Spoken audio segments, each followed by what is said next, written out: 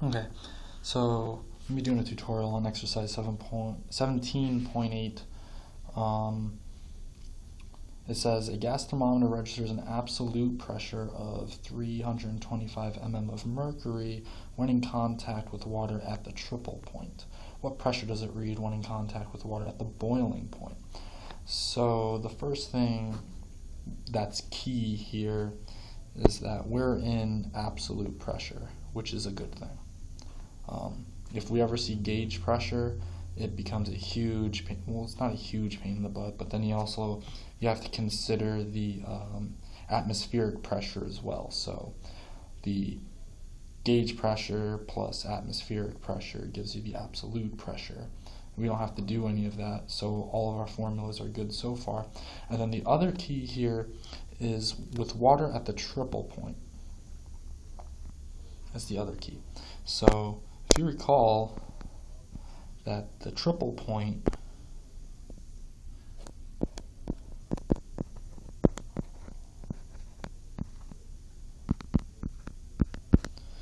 is actually the point at which water exists in all three states. That's water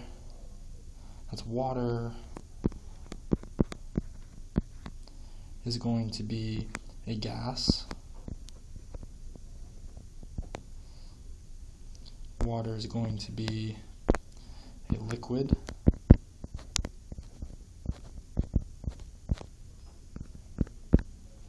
And water is also a solid. And at this particular temperature, water is going to be all three states. So water will be all three.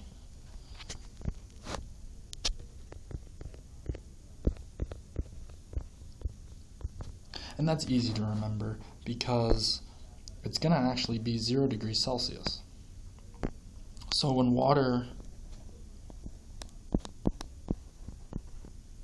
the temperature,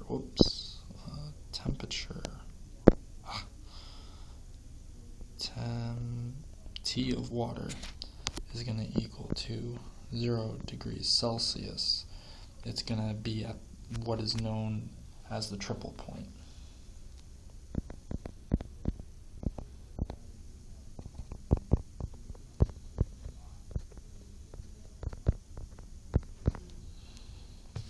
Okay. So, now, back to the question. What pressure does it read when in contact with water at the boiling point? So, if we remember the formula is from chapter 17, section 4.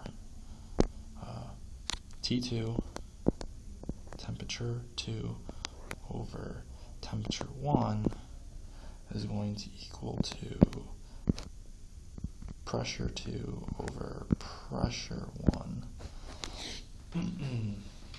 And so, they want to know what does it read when in contact with the water at boiling point. The millimeters. So the mm. So we have pressure, temperature 2 is going to be the final temperature, and temperature 1 is going to be the initial temperature. So we're going from 0 degrees Celsius to 100 degrees Celsius, and we're starting off with 325 mm, and then we need to find what this is. We need to isolate P2. Okay, so like I said, the best way to do this is to solve for the final formula and then plug in everything. And it's going to be pretty simple. All we have to do is just multiply P1 on both sides, and P1 will cancel out, and we'll have our P2 separate. So basically we just multiply this whole guy by P1, and they'll cancel, which means multiplying this whole guy by P1.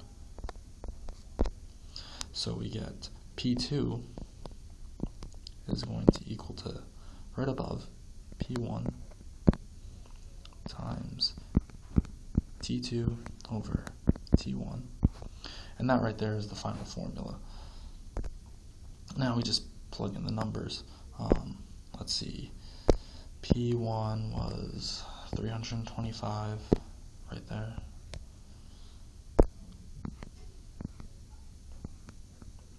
So we have 325.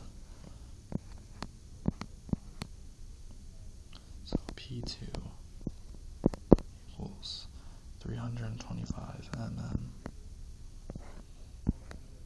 times temperature 2, or temperature final, is going to be 100 degrees Celsius, which is the boiling point of water. And then temperature 1, or temperature initial, is 0 degrees Celsius, which is the freezing point of water. And that is where the triple point lies, is at that 0 degrees Celsius. And it makes sense because we see on a cold day, you can see water vapor, you can, as a gas from the ice. You can see water, which is typically going to flow underneath the ice, and then we have ice. Ice is going to be in between the gas and the water. So, I mean, I can draw a little illustration of what I'm imagining. If I'm wrong, then I'm sorry. But we'll have like a layer of ice.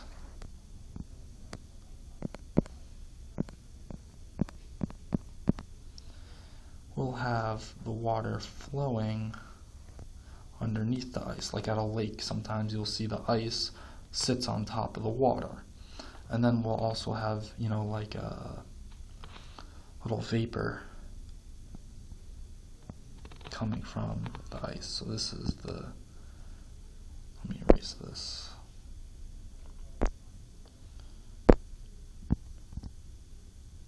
This right here would be the gas state. This right here would be the solid state. And this right here would be the liquid. And that's our triple. It's at 0 degrees Celsius. This exists at 0 degrees Celsius. But we still have one issue. All of this has to be in Kelvin, and we are in Celsius. But it's not too big of a deal. Remember that Kelvin, if we recall from the first questions on the homework assignment, that temperature in Kelvin is just temperature in Celsius plus 273.15. So what we have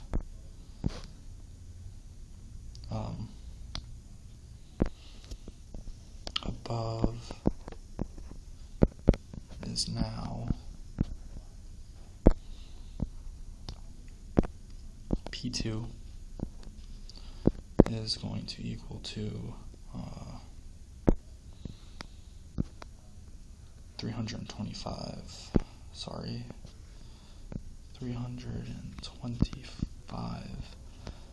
mm.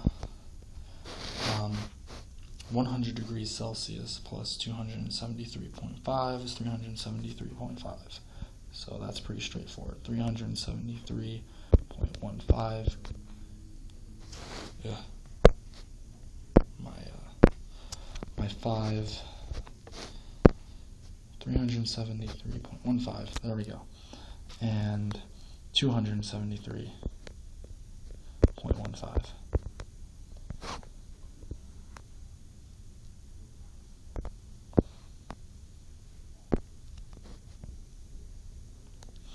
And now we just plug in the numbers in our calculator. So 373.15 divided by 273.15 is going to give us 1.366 and a whole lot of nonsense, and we just multiply that by 325, and we'll get 443.98. So we'll get P2 equals to 443.982 mm, and P2, final answer is just going to be 444, which is what the WebAssigned wants. So that is our final answer.